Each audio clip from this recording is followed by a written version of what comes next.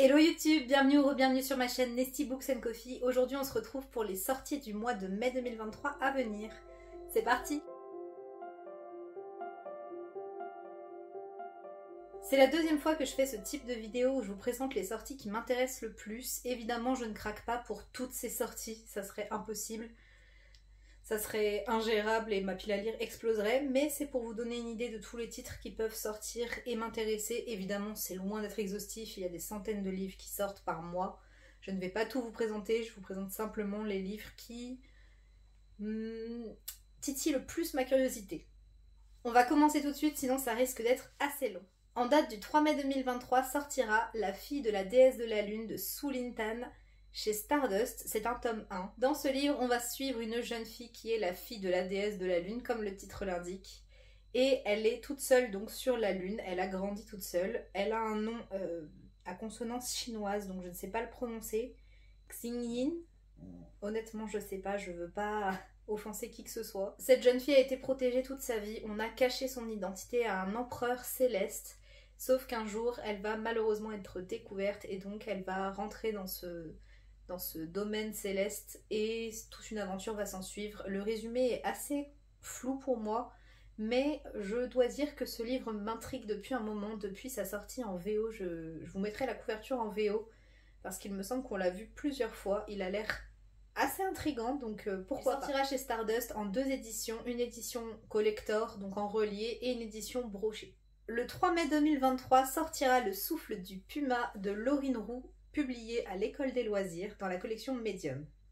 La collection Medium de l'École des loisirs, c'est une collection ado, young adult, donc je crois qu'il y a Medium et Medium plus, quelque chose comme ça. Et ici, on va suivre une jeune fille qui est absolument magnifique et qui va se faire enlever par des soldats incas. Elle va devenir ce qu'on appelle une vierge du soleil, une élue pour les dieux, et elle va comprendre qu'on prépare une offrande.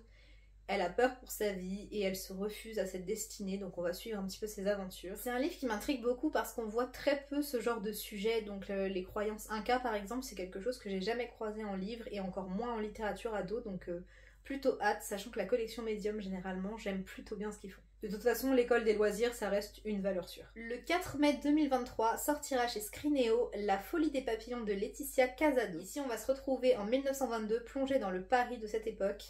Et on va suivre un gang de personnes qui s'appellent les papillons noirs et qui vont voler aux plus riches. Donc il y a une enquête sur qui sont ces papillons noirs. Et on va également suivre 3 jeunes femmes, 3 amies qui tentent de retrouver leur place au sein des années folles. On va donc suivre en parallèle cette enquête et ces 3 jeunes filles qui essayent de réaliser leurs rêves et de trouver leur place. Et ça a l'air plutôt intriguant. Ça sort donc chez Scrineo et je sais que cette maison d'édition fait des textes quand même assez intrigants en général. Le 4 mai sortira chez Lumen un titre qui a fait beaucoup de bruit, c'est La fiancée du dieu de la mer de Axio, dans une très belle édition, alors pas une édition collector ou quoi, mais la couverture est absolument sublime. On va suivre une jeune fille qui va devenir une élue également, qui va devenir la 100e épouse du dieu de la mer. Donc je pense qu'elle va être sacrifiée, mais finalement il va se passer pas mal de choses et elle va se retrouver emportée dans l'univers des esprits, dans le royaume des esprits, pardon. Je regarde souvent en bas parce que j'ai les résumés, parce que c'est pas toujours simple. Ici je n'en sais pas plus, c'est un résumé Lumen, donc pareil, comme d'habitude, c'est des résumés qui sont très longs et plutôt spoilants. Mais ça m'intrigue plutôt pas mal. Je crois qu'il s'agit d'une réécriture d'un conte coréen, si je dis pas de bêtises, donc assez intéressant et je me demande ce que ça peut donner. Toujours le 4 mai sortira chez Sabran la nouvelle collection de chez De Saxus, Cœur de sorcière de Geneviève Gornichek. Et ici on va suivre une sorcière dans une mythologie plutôt nordique.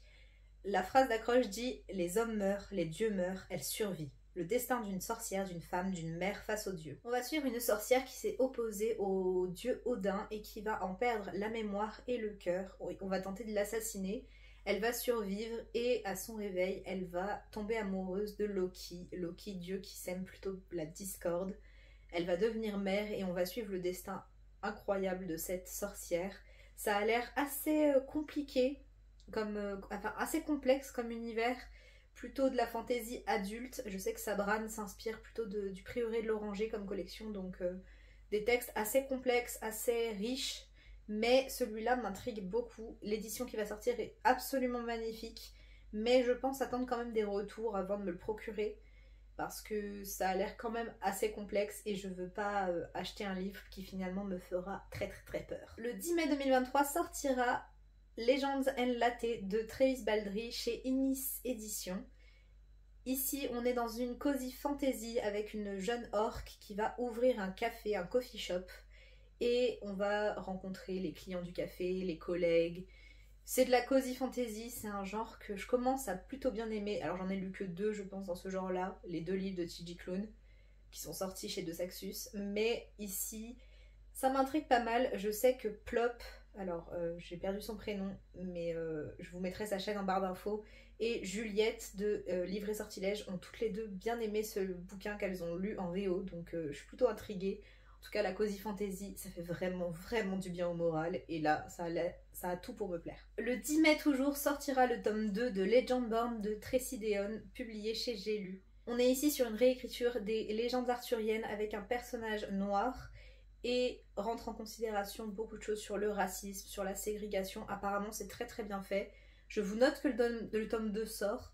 Je n'ai pas encore lu le tome 1, mais ça ne saurait tarder parce que je l'ai mis dans ma pile à lire du Tarot Books Challenge, donc j'ai très hâte de le découvrir, et si jamais il me plaît, je sauterai sur la suite. Je sais qu'il a récemment beaucoup plu à Kimi Collection, qui en a dit que du bien, et elle a dit que c'était un vrai coup de cœur, donc trop hâte de découvrir ça. Le 11 mai sortira Belladonna de Adalyn Grace chez De Saxus. Alors, je vous signale qu'il sort, moi je l'ai en VO et je suis en train de le lire toujours, je l'ai toujours pas terminé. Ici on va suivre une jeune fille qui voit la mort, qui a rencontré la mort, donc la personnification de la mort, qui est un jeune homme. Et c'est une romance, je crois, entre les deux. Elle se croit maudite parce que partout où elle passe, la mort la suit et les gens meurent autour d'elle. Et pour l'instant, c'est une lecture que j'apprécie plutôt bien, donc si elle vous intéresse, sachez qu'elle sort en français très bientôt. Le 17 mai 2023 sortira La Passeuse de mots, le préquel, la légende d'Elébor de Alric et Jennifer Twice chez Hachette. Pareil, il va sortir en 2 éditions, une édition collector reliée et une édition brochée. Et ici, on va enfin découvrir l'origine de l'univers de La Passeuse de mots. Je n'ai lu que le tome 1 pour l'instant, mais donc je l'ai en édition collector dans ma bibliothèque. Les 2 suivants, j'attends qu'ils sortent également en collector pour ne pas bon, toquer, on connaît. Mais en tout cas, une préquelle sort et j'ai super hâte de le découvrir. Pour vous faire un bref résumé de La Passeuse de mots, si j'y arrive, c'est une jeune fille qui, à l'origine, n'a rien d'exceptionnel. Elle vit avec sa famille, elle est plutôt proche du prince.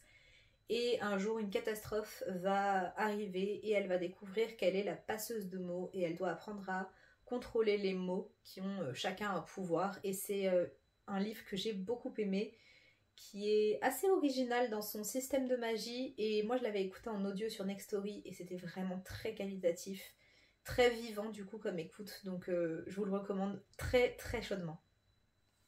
Le 17 mai toujours sortira chez De Saxus Les Immortels, les guerrières sans pitié de Namina Forna, donc le tome 2 des guerrières au sang doré. Je vous ai fait mon avis et un résumé dans la précédente vidéo, donc je vous la mettrai dans le i.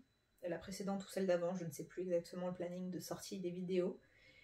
Le tome 2 sort, j'ai pas prévu de l'acheter, mais je le note parce que c'est quand même un livre qui m'intrigue.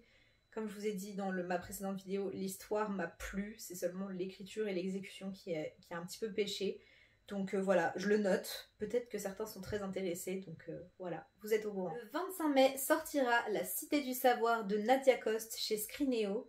Et ici, on est dans un univers où la magie tire son pouvoir des mots. On va suivre une jeune fille qui rêve depuis toujours d'intégrer une certaine école dans la Cité du Savoir.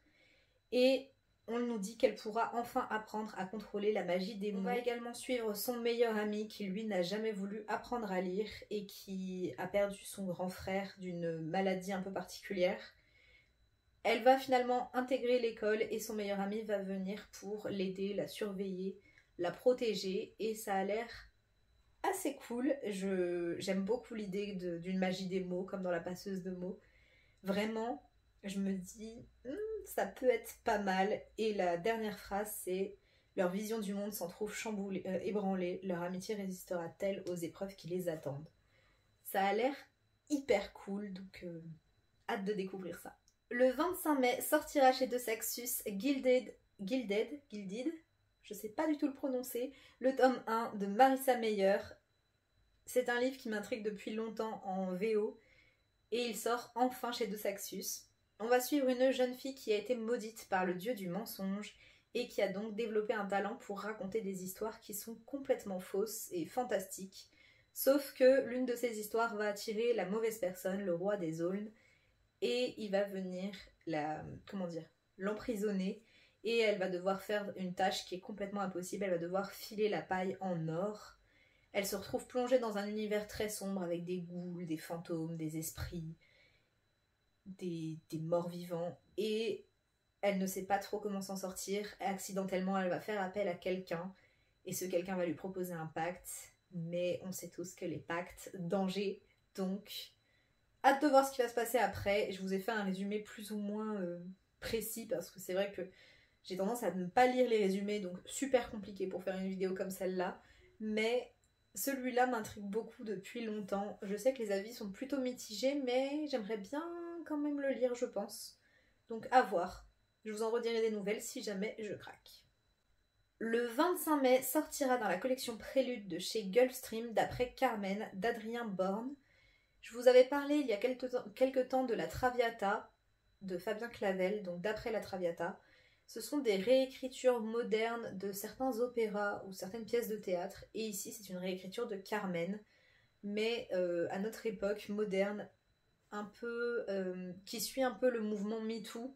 Donc assez féministe, assez engagée, et j'ai trop hâte de découvrir ça parce que j'ai adoré la Traviata, j'ai adoré cette... Pas spécialement le texte en lui-même, ça n'a pas été un coup de cœur, mais j'aime énormément l'idée de réécrire des opéras et donc de faire découvrir cette littérature classique par des textes complètement modernes. Je trouve ça génial. Donc voilà, je vous le note, j'en ai d'autres dans cette collection qui m'intéressent. Mais on peut pas tout acheter, c'est compliqué. Mais voilà, celui-là m'intéresse beaucoup, surtout que j'adore l'histoire de Carmen à l'origine. Et le dernier livre de cette sélection, il s'agit d'un livre que j'ai déjà en gros format et qui sortira en poche, mais je voulais absolument vous le montrer. Il s'agit donc de Mes coups seront mes mots de Ibizoboy et Youssef Salam. Il sortira en poche le 25 mai chez Gallimard Jeunesse dans la collection Pôle Fiction. Et ici, on va suivre un jeune homme qui se retrouve enfermé en prison pour un crime qu'il n'a pas commis. C'est écrit en vers libre et c'est un livre qui m'a bouleversée. Ça a été un de mes coups de cœur de l'année 2021 et c'est le livre qui m'a fait publier pour la première fois sur Instagram, donc il a une petite valeur sentimentale. Ce livre est inspiré de l'histoire de Youssef Salam qui fait partie des 5 de Central Park, donc 5 garçons qui ont été accusés à tort du meurtre d'une jeune femme et ils ont été accusés simplement parce qu'ils étaient noirs. Leur histoire a été également retracée dans une série que je n'ai pas vue parce que je suis très sensible sur les séries. C'est Dans leur regard qui est disponible sur Netflix. Je sais que c'est une série qui a eu énormément de succès, qui en a bouleversé plus d'un. En tout cas, sachez que ce roman-là sort en poche et je vous conseille vraiment, vraiment de le découvrir. C'est écrit en vers libre. Voilà, comme ceci. Donc ça se lit extrêmement vite, c'est très impactant, c'est vraiment une lecture coup de poing et je ne peux que vous la recommander. Et voilà, c'en est tout pour cette vidéo sur les sorties du mois de mai qui m'intéressent le plus. J'espère que cette vidéo vous aura plu. Si c'est le cas, n'hésitez pas à la liker et à vous abonner. N'hésitez pas également à me mettre en commentaire les livres que vous attendez, soit des livres que j'ai pu citer ou sinon les autres livres que vous attendez vraiment avec impatience. Moi je vous dis à très bientôt dans une prochaine vidéo. D'ici là, prenez soin de vous. Bye.